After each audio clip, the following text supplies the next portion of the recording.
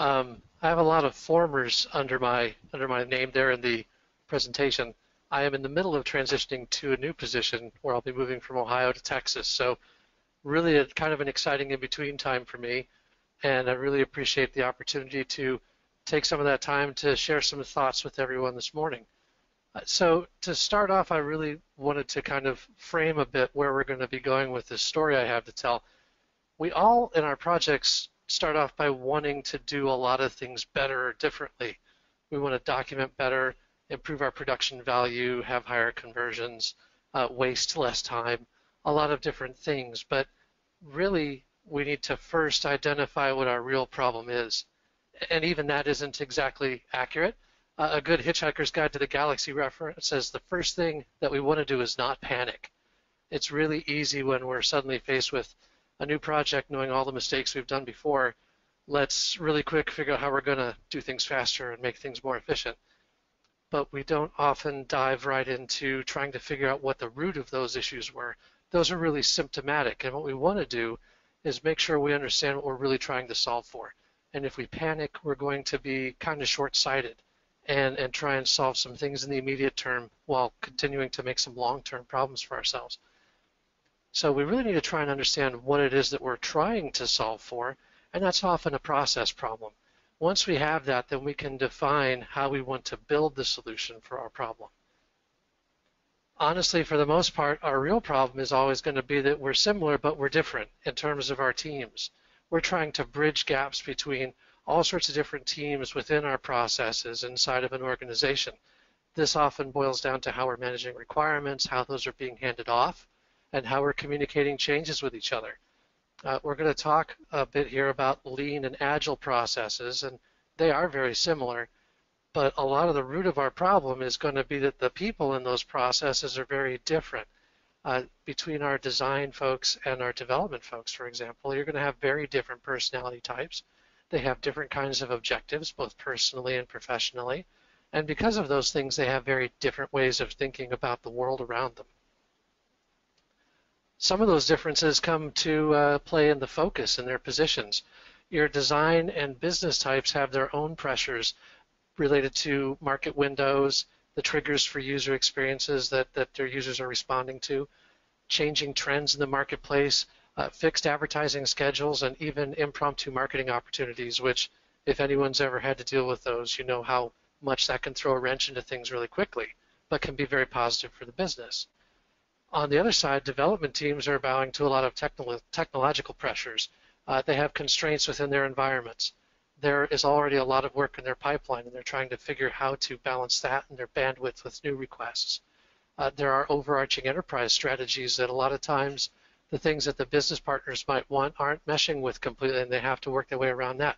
Timelines are always a big consideration, and then the cost of implementation for something is always carefully looked at as well. So let's take a quick overview of kind of what is design. A lot of times we just think of we're going to go and design this product, whether it's a website or a piece of software, and we don't often realize how deep the involvement in that process is. Design really, if you look at this infographic, and it's kind of small on this screen, but there is a link here so that you can go and look at it later when you receive the presentation. It really breaks down into a lot of areas related to research and taxonomies, consultative work with clients and business partners, actually doing the visual design, being a technologist in some respects, and negotiating a lot of these spaces and bringing everything together. Development, on the other hand, is more about implementing the requirements that come out of the design cycle and integrating those requirements and those solutions with existing technologies. Also, doing the presentation of the user experience. The things that are visually designed still need to be developed and coded so that we're meeting expectations there. Then there's validation for product readiness, which is really a QA function, but it's so tightly integrated with development, you need to think of them together. And all of that is really involving a lot of layers of technology, where you have the back end, including all of the databases, fulfillment systems, shipment systems, all of those kinds of things that tie that into the middle tier, where your business logic lives, and your web services and other services that tie those things together take place. And then the presentation layer, where we're really showing the user your end customer, their experiences and the data that's relevant to them. The design process, like I said, a lot of us think of very simply. We have a business strategy we want to execute, and we're trying to get it to launch. And that seems really simple. But there's a lot that goes on inside of that space. Designers really go through a process that involves thinking, making, and then checking things. So we'll dive into research, look at what users want that relates to the business strategy, how we can engage people as a customer, bring them through a process. We do analysis coming out of that research to decide what's a good approach to take based on those findings. So we design something that can really lead the user along through that path that we want to create. Then we get to the production step, and production is an interesting place because for designers, they think production is sort of this black box, and either it's ready to go to launch or we have to go back to do some more testing and evaluation and then check and see if our research is still holding up and continue the cycle until it's satisfactory. All of that is centered around our end customer, our user, and that's the perspective that designers work from. It has a lot of benefits. Doing a cycle like this really means that we're getting to a really good and deep understanding of our users' motivations and their intents. They don't necessarily just want to buy something, they want to have a particular experience around it, or perhaps if it's an HR website or something like that, there are things that they have, users have goals, they have things they want to do. So we make sure that those interactions and the user needs are matching up. We're getting a really good detailed map of this user journey so that everyone can have a shared vision around it.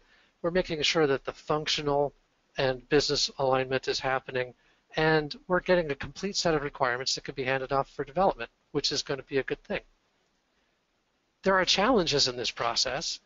Here are some screenshots from some projects I worked on in past years at other places, and these were traditionally a little more waterfall in their approach. So we were doing all of the design up front, getting everything documented and ready, and then handing it over for development. The issues that can come up here are that you have very little involvement from the development teams, and if your people on the design team aren't really technically savvy, they can start creating some very unintended technical consequences in those decisions. Doing all of the design up front can also delay your development start time for quite a long period, I mean a year or more even. There's also the concept of lean design. Lean design is more iterative. We're still following this same cycle, but we're doing smaller iterations. We're not trying to design everything up front before we actually start doing production work. This allows for a faster development start time.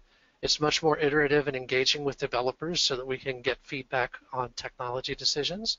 It's more transparent from end to end across all of the layers within the organization, and it gives us an opportunity to have more immediate user feedback.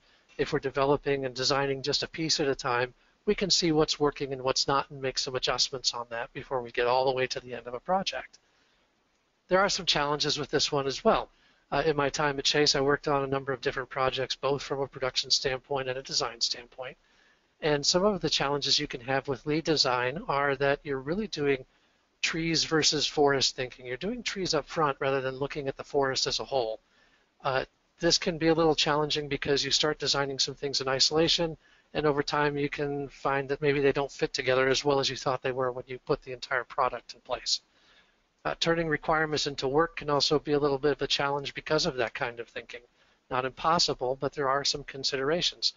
Versioning can also be a challenge as well because a developer has just built one thing, they've got the version done, it's ready to go, and now some changes are being made and questions around which set of requirements is the appropriate one for them to look at can start to come up. The development process is very similar to the design process. We're going to have an initiation phase. Instead of strategy, this is just getting requirements. Once we have requirements, we're trying to get to launch from this stage as well. Again, it has a similar and complex process inside of it. We take the requirements and we begin developing. We integrate that code that we create with our existing systems. We test to make sure everything is working appropriately, and if it is, then we can deem it ready for launch. If it's not, then the QA process will record necessary changes, we'll prioritize those changes, and continue the process. What's important to note here is that where we had the user at the center of this cycle before, now what we have is our business client. The business client is who's really paying to have all of the work done. Where the designers are worried about the user, The developers are worried about satisfying the client, and the client is supposed to be worrying about the user as well. So that's a difference between who's looking at which person and who they're accountable to. Agile development as a development process is typically thought of as different from waterfall, but the truth of the matter is, even in waterfall, development is happening iteratively. No development team writes all of the code for an entire product and waits to test any of it until the end. They're always testing along the way and making adjustments as they need to. The real difference between waterfall and agile is how soon the results of development and testing are being seen outside of the development team. Are they being shared sooner or later with the business partners, the executive sponsors, and even the end users?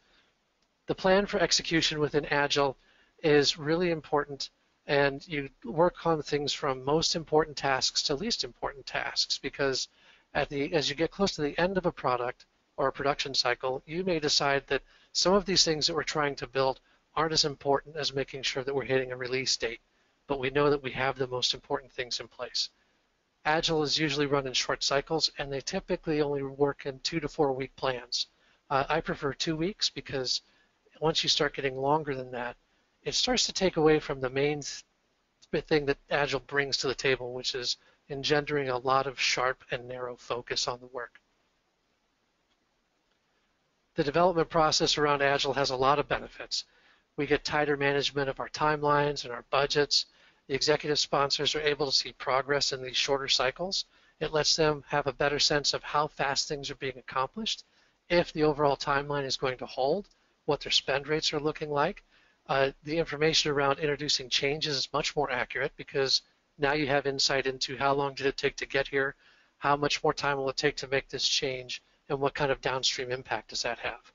And Agile as an overall process really should be including all of the disciplines: development, user experience, QA, business, marketing, everyone else you can think of, when it's properly done. And that way everyone is very engaged and always up to date on where we are in the project. The challenge with Agile development is really around requirements authority and business communication. Requirements can bounce back and forth through a number of different media.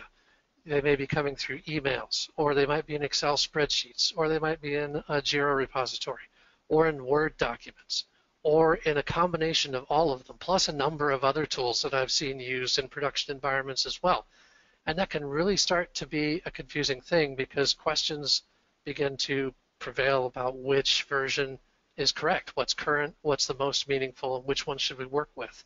Translating these requirements into work can be a real pain point. So the problem we really want to try and solve from our processes is how are we going from strategy to launch, given that we're working in this user-focused cycle and this client-focused cycle and this intersection point where we're taking the requirements and putting them into development. It's really a complicated relationship between these two different approaches. Design and development both have very complex processes, and each one of them has direct impact on the other one. As we're doing this iterative design process, we can be changing requirements on a fairly regular basis, and those changes have to make their way into development. As we're doing development, we're going to be making technical discoveries that we're going to take back to the design team and say, these things that we're trying to do have this kind of impact on the larger system, and we need you to rethink some of those things, and then we can work on reprioritizing those as well. When we do all of this well, though, it allows for proper feedback throughout the entire user input, from user input and the process there, all of the technical decisions. Business value can be taken into consideration at every step, which is very often neglected and overlooked in the entire software development process. Experienced designers are always looking for what's going to be most beneficial for the user, and it's very easy for them to forget that a user experience is really meant to be an enhancement to the business proposition as a whole. Developers are just going to be taking the requirements with the assumption that this is what the client wants. And so they don't necessarily question as often as they should what the business proposition is either and what the value being introduced is. Then getting to production readiness, if we're doing all of this well, can be very simple because we all know what exactly we're trying to build and what the right version of it should look like. Using rapid prototyping is a great way to begin to make sure that we're bringing these processes together. It dovetails very well with lean design. By doing rapid prototyping, we can create things that feel and look fairly alive, but really haven't had all of the work to produce production code. This allows us to put it in front of users and get very fast feedback. We're able to share it with business stakeholders so that they have transparency and can give their feedback as well and communicate whether something is or is not meeting the expectations they had from a business standpoint.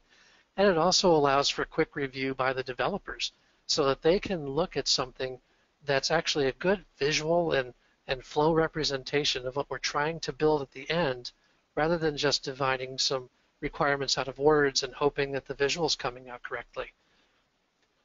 This also gives us the opportunity to do some high-level mapping of our forest in the product before we begin to design these individual trees. The whole process becomes very iterative. You can work in sections and feel confident that other sections are going to behave fairly consistently. And it also is a really good visual and experiential way to communicate requirements across the board. The other thing about doing rapid prototyping is how the requirements fit in, and this is really a big aha moment. Relating requirements directly to the visual artifacts is very important and compelling. A lot of times we think that if we're creating a visual prototype, well, pictures are worth 1,000 words, and so if we do want a picture, that should communicate a lot of information. The issue is, I really think that those 1,000 words are mostly adjectives. They describe a lot about composition, color, emotion, intent, but what they really aren't very good at are communicating things like rules and behaviors and expected outcomes. For instance, this picture of the chessboard, this is a really visually compelling picture. It has great lighting, it's very dramatic looking in the way it's laid out, but what it really doesn't tell you is how a chess game is played, or what the legal move is for any given piece, or even more than that, the fact that this picture we're looking at here represents a chessboard layout that would never happen in a real game. It's a completely illegal setup, but it's a very compelling visual. So if we can attach the requirements to those things to the visual, then we can start to really develop a greater understanding. It shortens our timelines, it reduces waste, and it does that by making sure that from a design standpoint, we're thinking deeper about our flows and our wireframes and our visuals in conjunction with all of our functional requirements. When we do that, we often expose things that we didn't realize would be a problem before it has a chance to get into development and waste a lot of cycles. iRise is a great tool for doing this. iRise has the capacity to let us do a lot of high-level flow diagrams where we can chart everything out before we actually start creating screens. But the screens can then be attached to those parts of the flow diagrams to which they belong. We can start with very low fidelity, even taking images, pictures with our phone straight from a whiteboard and dragging them into the iRise environment. We can begin to work those up into very high fidelity interactions. We can have sample database capabilities that really aren't connecting to a database. It's more of a smoke and mirrors data set, but it's enough to give a feeling of what a live interaction would be like. The requirements are then connected directly to the visuals so that as I'm looking at a particular item on the screen, I can see exactly which requirements relate to that and get a complete end-to-end picture of what I need to build. It's also fully collaborative so that I can have multiple users at the same time working within the same environment without getting in each other's way. From a development standpoint, the tool that we've traditionally used in the teams I've been on has been JIRA. JIRA is really great for managing these agile sprints, the 2 to 4 week cycles of work. We're able to do work estimation within JIRA. We don't necessarily say how many hours or days a piece of work might take, but we're able to do sizing around, is this a small thing to do or is it a very big thing to do? We can do full requirements details, see all of the acceptance criteria, definitions of done, what people are expecting to have out of this. We can also do process management transition and customize and define if something needs to come back from QA to development, where in the process does it go to and who does it get assigned to and how does that transition happen. We can also do reporting on our burn down rates to see how quickly development is being done.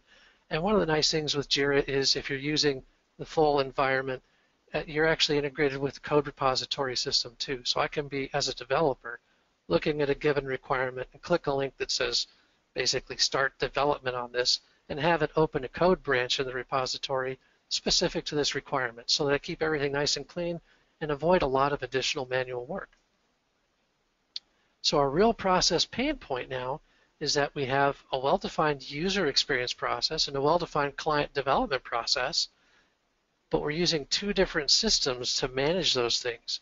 We're using iRise for our user experience, and we're using JIRA for our development, and we're trying to get everything through there. And at this prioritization point in the middle, we have to somehow overlap these two systems. This is where we use Tasktop. And in the projects I've been on recently, Tasktop has been a really great way to make these systems and thereby our processes blend together really well. iRise and JIRA are able to communicate with each other through Tasktop and custom mappings that we can create. The data fields in iRise and the data fields in JIRA can be completely different, but have some commonality in terms of the data we want to store between them. And so we can define, is it a one-way relationship where changes in iRise push into a requirement in JIRA, or does it go the other way, or does it even go in both directions? The one that we have go both directions is really always around comments, so that a user in one system and a user in the other system don't have to be isolated from each other. A lot of benefits have been realized from doing this. First, we have dramatically improved traceability of our requirements. We know who wrote the requirement. There are a limited number of people with permissions into the system in iRise, and only once the requirement is deemed to be ready is it flagged and automatically flows into JIRA. The definition of the responsibilities and accountability comes pretty naturally from that. Since users in a given role are isolated into one system or another, if something isn't done, it's because the people responsible didn't put it where it needed to be. Developers can easily find prototype screens for reference looking in JIRA because a link to the specific screen in the iRise prototype is available there. So they can read the requirements, they can start development, they can click that link, and they can see what they're supposed to be developing as well. It's easy to review all of our decision histories by looking at the comments in either environment, what questions were asked and when they were responded to, and how we got to the place that we are. There's no additional work to get these requirements into the JIRA backlog either. As I mentioned, only once a requirement is deemed as being ready in iRise is it flagged. And once we flag it, it automatically flows into JIRA. In a lot of organizations, this is actually an individual doing a job where they have to take all of the design work that is done and now work through the process of formatting it and putting it into whatever workflow management system the development team has decided to use. And it's a very manual process. In this case, we took that role away completely. It allows for a very rapid transition from our design phase to our development phase by doing this. That's not to say that everything went perfectly in the projects I've been on either. There have been several lessons learned. Some of the primary ones are that the whole is greater than the sum of the parts in terms of your culture. Any one of the teams in your process can make or break the overall process, and it really doesn't matter which tools you're using. Even if you're just using Excel spreadsheets and Word documents and Photoshop files, if everyone isn't agreeing on what you're doing, it's going to break down. So that being said, once you agree on your processes, don't stray from them. It's really easy to do that because the reason you're changing the process is what you've always done isn't working as well as you want it to. But it's what you've always done, and that's the hard part, is starting to do something different. So make sure that you're communicating and working together to get past any learning curves and changes that you've identified you want to make so that you don't fall back into old bad habits that got you to the place you're trying to get out of. Also, your requirements just aren't ever as good as you think they are. You may think that those Excel sheets are great and that your Photoshop files are great and what you have there may be, but they don't live in isolation, and you really need to think of them as part of a larger process and how they're flowing through your entire organization. Also, it's important to remember that Agile Development and Agile and Lean UX, they're not a magic bullet that allow for endless change. You still have end dates and you still have budgets, and so you still need to manage through appropriate change control. The most important thing at the end, too, is to also have a common understanding of what success for your project looks like. Different people may have different ideas up front, so you need to make sure everyone starts and continues to review it so that you're at the same place throughout. At the end of the day, it's really all about connecting your teams. So it's important to remember not to panic. By panicking, you'll make short-sighted mistakes that aren't going to get people as connected as you really want them to be.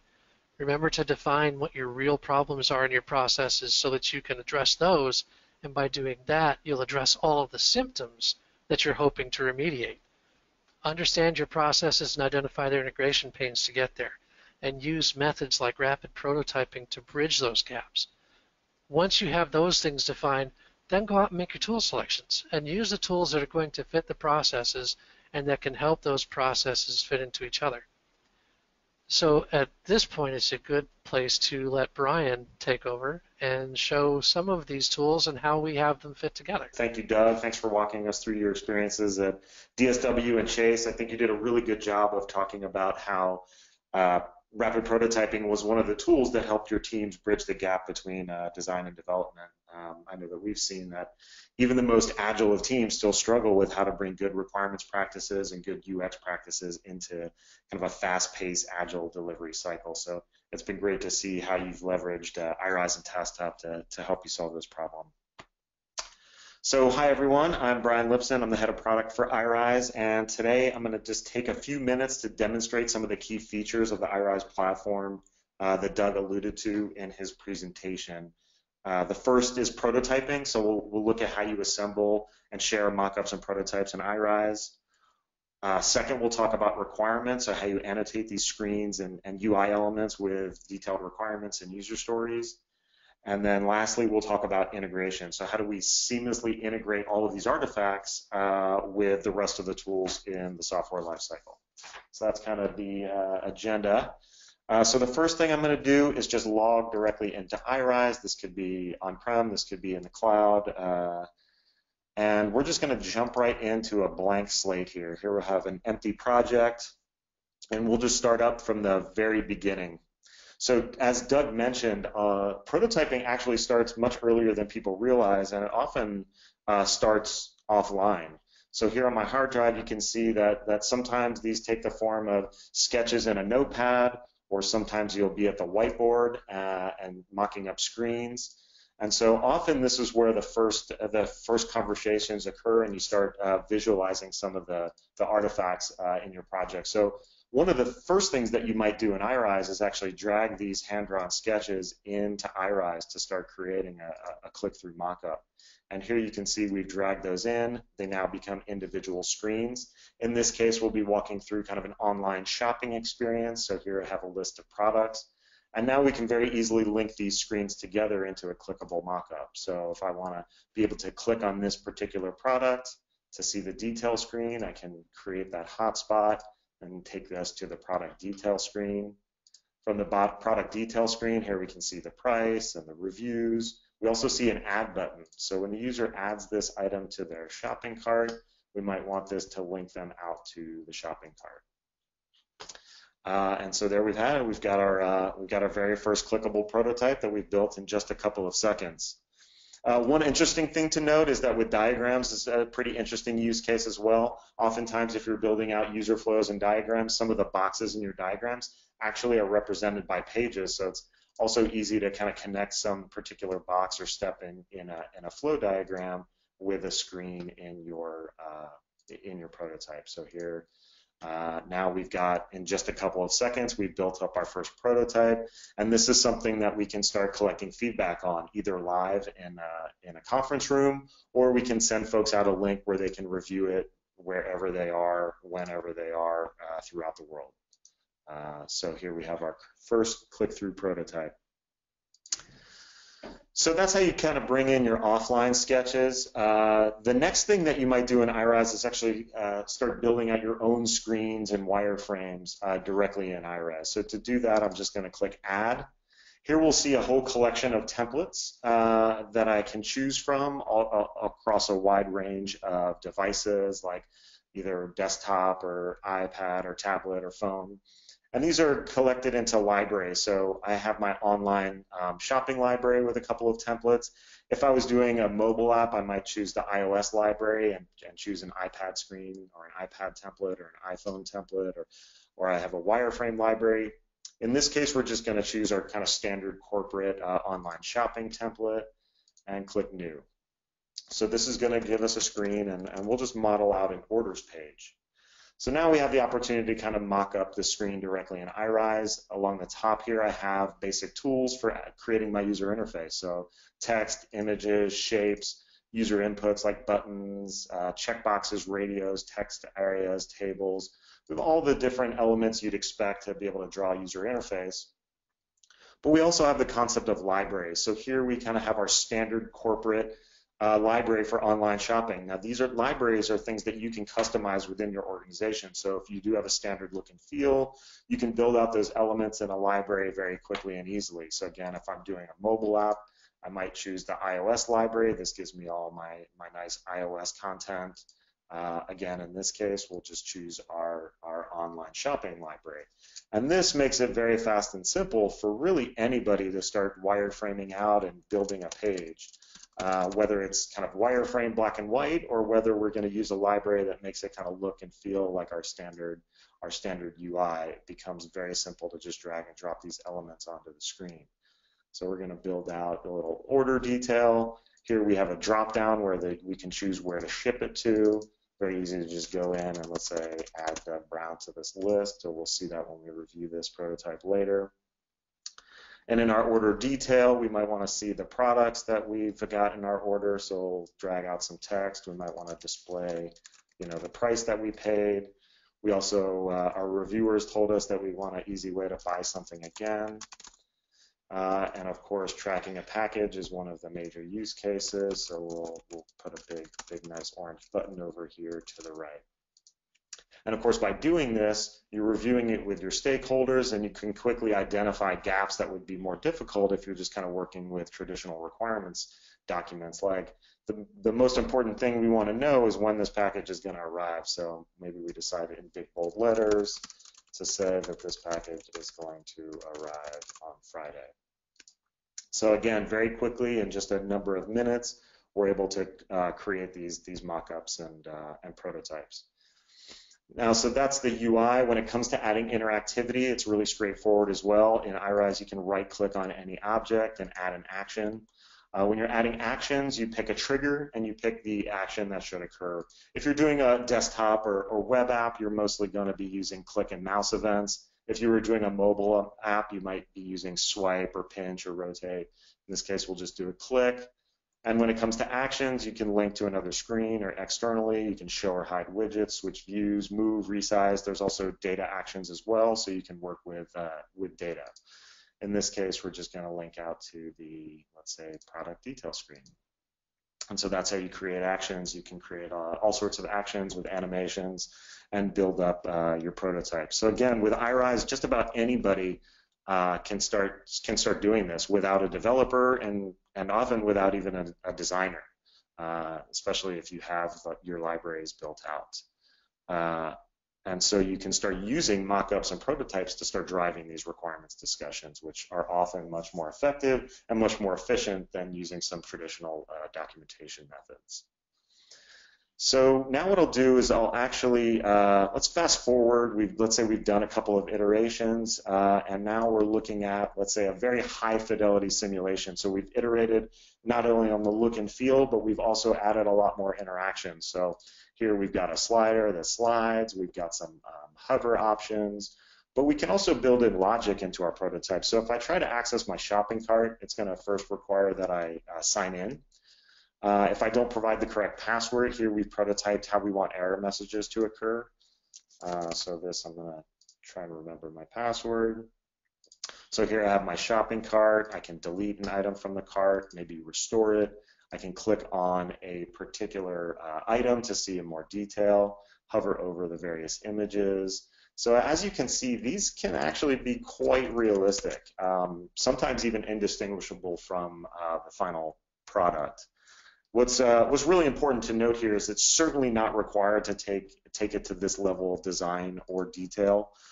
You may decide that a simple wireframe, something like this, is perfectly adequate to start driving those discussions and start capturing those requirements. You may only need to get to that extra level of fidelity if you want to evaluate design decisions or do some of the usability testing up front. But again, it's definitely up to you. Depends on the needs of you and your project, or maybe even the phase of the project that you happen to be in. So don't worry about necessarily needing to take it to this level of fidelity. But the important point here is that all along the way, what you're doing is you're putting these in front of your stakeholders, in front of developers, end users, customers, all the stakeholders, to start collecting their feedback so you can refine it, make sure you're all on the same page. If your reviewers do have some feedback, there's a feedback mechanism built right into iRise so that they can go in and add their feedback. Let's say I have a question. I can even mention folks, what would more choices do? So I can add a comment, I can assign it directly to an object and click add. That will kick off email notifications. So a great way to facilitate that conversation all online, and again, all in the context of the prototype. So folks, you can have kind of these threaded conversations. And this is really the power of prototyping right here, being able to quickly iterate through this think, make, check cycle that Doug mentioned in his presentation. It's really these tight feedback loops that are the embodiment of being agile and being lean. It's kind of going through these cycles. So that kind of brings us to the second topic, which is requirements. So like Doug said, in addition to the prototype, just important are the requirements that we're capturing along the way. So to the left of the comments panel, we see that there's also a requirements panel. This is where we can review and capture requirements for the screen and all the elements on the screen. So we might capture technical stories like we need to support up to 500,000 products in the catalog, to things that are user stories like I need the ability to drill down on my search results, and you can see that this requirement is actually associated to some elements on the screen. If I click through on a product, again, I can see the requirements for this screen. I need to be able to zoom in on a product. I need to be able to store multiple images per product. I have another requirement here that says I need the ability to display real-time inventory. Well, what does that mean? If I click on it, I can see it means we're going to display whether or not the item is in stock. So as a reviewer, I can run through this prototype. I can see all the requirements and the user stories in context, which makes them far easier to consume and understand. So it's a much more effective way to drive that communication. And if there is some confusion about what this requirement actually means, again, there's kind of threaded commentary built in. So again, if I have a question about a requirement, I might mention somebody, how often is inventory updated? And that would, again, kick off a notification so we can have that conversation and iron out the details of this particular requirement. So over time, not only are we building up a prototype that we're reviewing with our stakeholders, but we're also building up this inventory of stories and requirements and specs all along the way. And so by clicking Manage, this is going to bring us to kind of a consolidated view of all the requirements that we've captured throughout the entire project. And so this becomes a very simple, easy to use view for just sorting, filtering, grouping, and wading through all of these requirements. So let's say I want to look at my credit card requirements. I'm just going to type in credit. I've got this filtered list here. I may decide to group these into columns. Maybe I want to group these by priority. And this is going to give me a very nice card view where I can, decide whether or not something is really low priority or medium priority. I might decide that supporting real-time credit authorization is actually a really high priority. So a really nice drag and drop interface. I can configure this view any way I want with filters and grouping and color coding. And so here we've created a couple of views. For example, here we've got a view that's set up to look at phase 1 user stories that are assigned to iteration 2. And so this kind of looks like a Scrum or a Kanban board. Again, I can drag items from to do, to doing, to done. And if I click on a particular requirement, I can see its details and modify its details. So we have an ID, we have a title, we have a description, and we have a whole host of attributes that we can capture about each one of these requirements, whether it be status, priority, type, impact, phase. We can even assign developers and owners. And what's nice is that all of these attributes that we're capturing along the way, these are totally customizable by you at a project level. So whether you're talking about the views here on the left or the structure of the requirements on the right, all of this is designed to be really flexible to adapt to your individual process.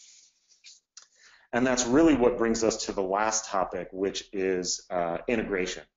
So as Doug discussed in his presentation, one of the biggest challenges that teams face is bringing these types of artifacts, the requirements and the design artifacts, together with the development and QA disciplines all together in a really, truly collaborative way. And that's really why iRise has teamed up with Tasktop to provide the seamless integration between iRise and all the other tools that are involved in the software delivery lifecycle.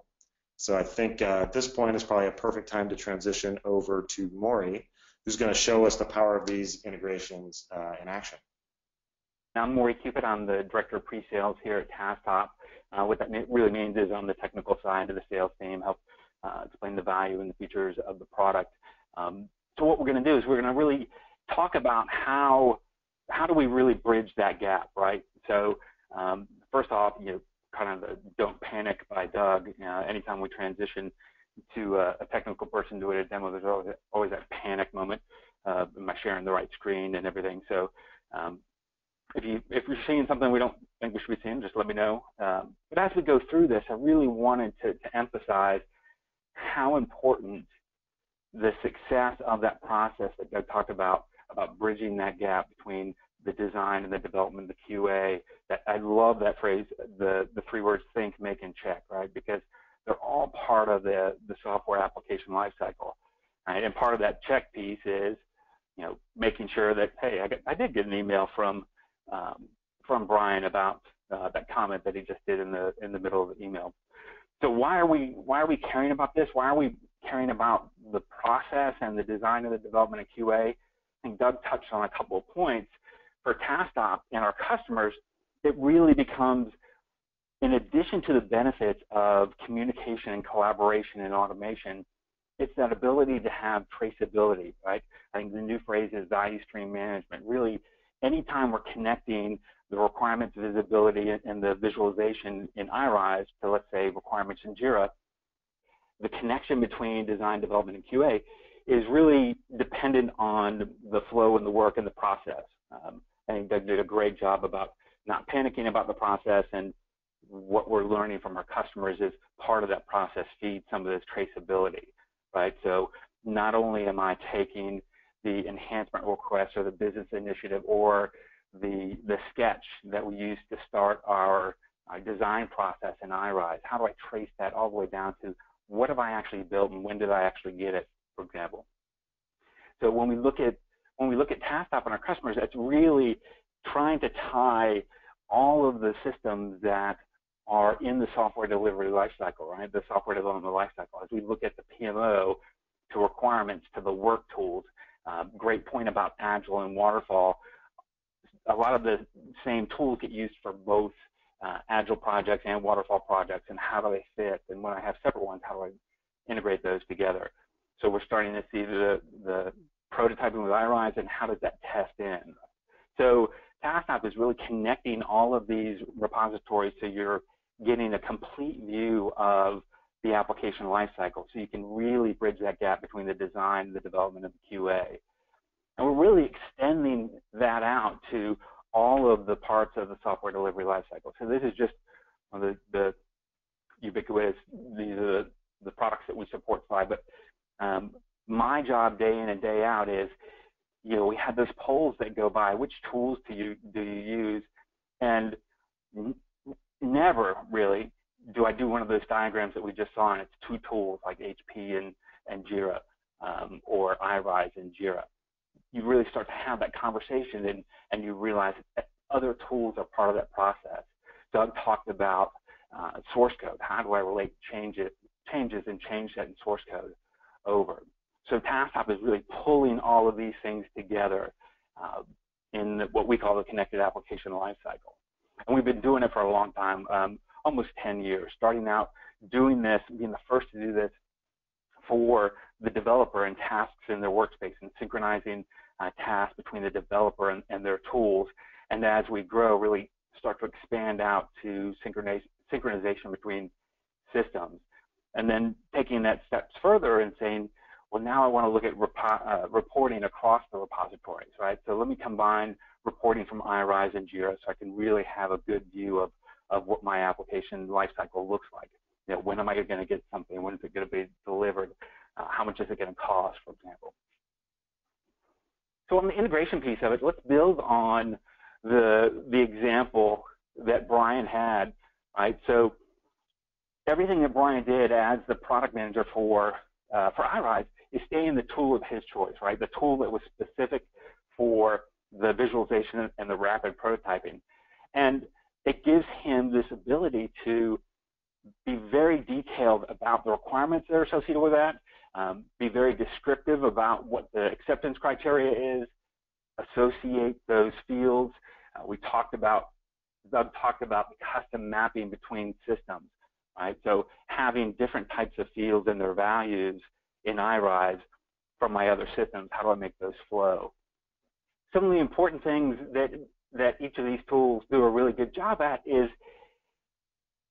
part of that traceability is even relating requirements to other requirements within iRise or relating requirements to other screens and associating, for example, the fact that this support real-time credit card authorization requirement is actually associated with a shopping cart screen, right? So we have all of the details. We mentioned attachments, right? We mentioned the comments. And I want to be able to see those as I flow from my design tool, my requirements tool, to my development tool. So let's move over to JIRA and see what this integration looks like, right? So I've got these requirements in iRise. I want to push them over to JIRA so that my developers can start their work. Right? So as we come through and we look at my credit card authorization, right, I'm going to come back over to JIRA here, and Tasktop has automated the synchronization of that requirement over to JIRA and passed all the information that the developers needed to actually do the work, right? So here is my support real-time credit card authorization requirement. I've got over here on the right the overview of it. I've got the related issues link. So we talked about those relationships just now to different requirements, to different screens. I can maintain those relationships between iRise and JIRA. I've got the detailed description. I've got everything I need to be able to work on this requirement as a developer. And as Brian showed, I have that ability to comment between these systems, right? So as I make comments in iRise or make comments in JIRA, I want those to flow across. And we made this look as realistic in JIRA as possible, right? So some of the things that we did were, if we go back to iRise, part of this integration is really understanding how my developers, how my testers can really get a better understanding of where requirements fit within the environment, right? So I actually, in this case, this requirement is associated with a parent screen, the shopping cart. Well, what if I use that shopping cart as a container for all the requirements in JIRA?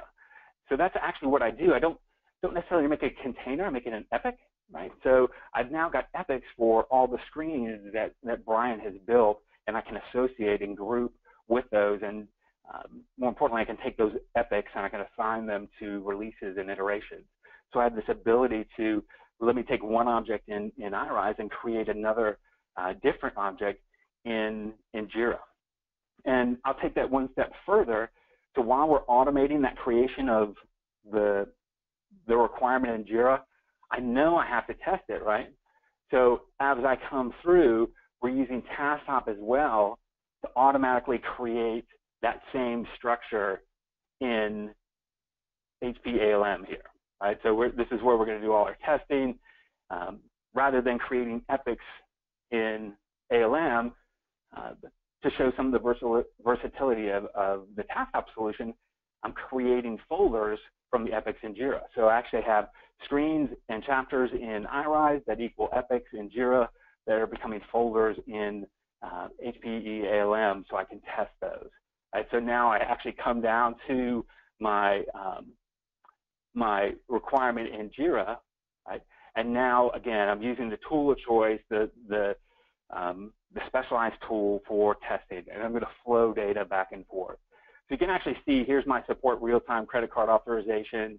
I've got, in the testing world, this direct cover status. So if I've assigned a test, if that test is passed or failed, I actually want that information to flow all the way back, right? Where's it going to flow back to? Well, I can actually start looking at these requirements within my testing tools and within my development tools.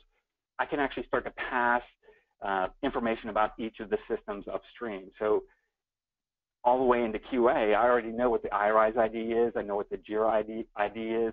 I can start communicating that way. So when we look at this failed test, right, I can actually see and use the tools within each of the capabilities of each of the tools, so that, for example, all my failed tests have a red slash here and they say failed, and I have this real-time view of everything that I've done. And then we take that a step further and we come back and look at the detail, and I'm going to flow that back up to iRise, right? So how are we doing that? One of the first things I want to do is I don't want to end this webinar with a failed test. So even if I have to manually pass it, I'm going to pass it and have it run back. Really, Tasktop and iRise, we're in the business of making sure that you're successful at bridging that gap. You're successful at the process of think, make, and check, and not having to be embedded in how do I do integration, how do I connect to HP, how do I connect to JIRA, how do I connect to iRise. So what we're going to look at just real quick is the kind of nuts and bolts of it. I'm going to look at what we call the Tasktop Studio. So I have connections to iRise, simply using the APIs provided by iRise and JIRA, making those connections, defining the requirements that are going to flow back and forth, but really making it easy for the teams to define what the information they need to flow back and forth is, and be able to change that in real time and be able to see those changes in real time.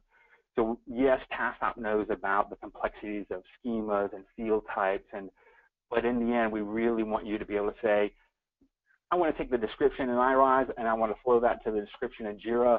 And oh, by the way, I really want that nice formatting that iRise does in Markdown to be the same in JIRA, but I know it's the JIRA Confluence format. So Tasktop is really taking all of the details and the complexity of this integration and exposing it through an easy-to-use interface and keeping those items in synced in real time. So you can see some of the different types of fields that we have flowing back and forth. Not only do we have text fields and single selects, but we're actually syncing those relationships, because it was easy to miss here, but this ability to this support real-time credit card authorization, remember I was creating epics and I was creating folders. Tasktop is the one that maintained that relationship between that requirement all the way through the three systems, and that's why it lives underneath that shopping cart folder in HP, right? So Tasktop's really taking each of the tools, using the power of each of the tools, and allowing you to have those artifacts, the requirements, synchronized and automated across the three systems. And it is the only way that our customers can bridge that gap, that can do the traceability, that can make sure that as they move through the entire life cycle, they're able to know where their requirements started, where they are in the work items, how are they deployed.